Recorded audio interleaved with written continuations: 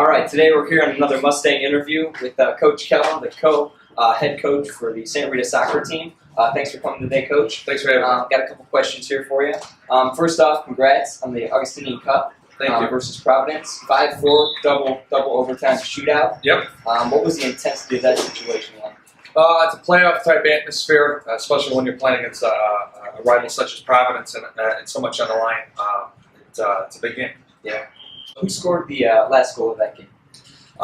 Brendan Breslin scored both goals in regulation, and then we went to penalties, and it was Langston Bedgood scored, Carlos Sanchez, and Julio Walton scored, and Dave Bauer made 2 to 3 really big saves.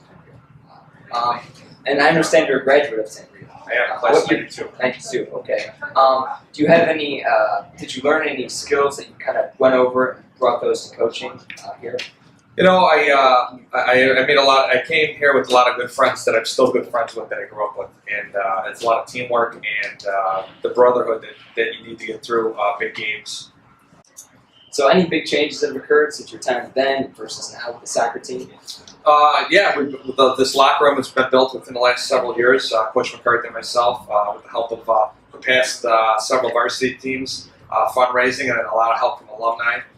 To build, the soccer-specific locker room. It houses our equipment and houses our room. It gets us ready for home games, and it lets us sit down and talk as a team and prepare for future games.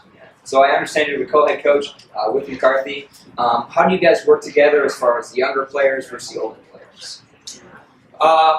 It's interesting. Most of these guys that are with us now have been here for some. For example, our 2 captains, Henry Benuelos and Ryan Dingle's been with us since freshman. There's a bunch that have been here for years. So we lean on them, and as we're growing now and we're getting older, these guys have been together, the core have been together for several years, which is an advantage. Yeah. Speaking of the captains, like Ryan Dingles, how do they lead the team to the success of this? Well, they lead it through the example they set forth here in the room before we go out and then out on the field.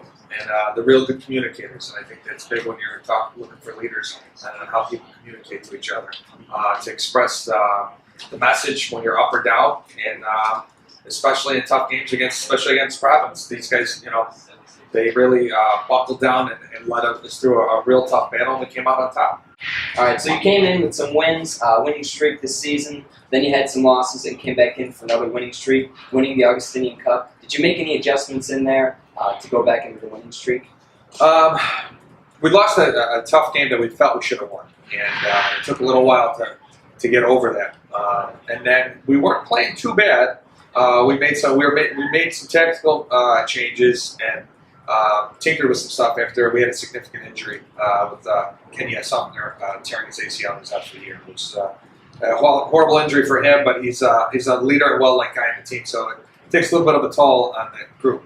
But they pulled it together, and we've got everything on track, and we're heading downhill towards the end of the season. Yeah. Speaking of heading downhill, I noticed you guys got the younger kids in the varsity team this year.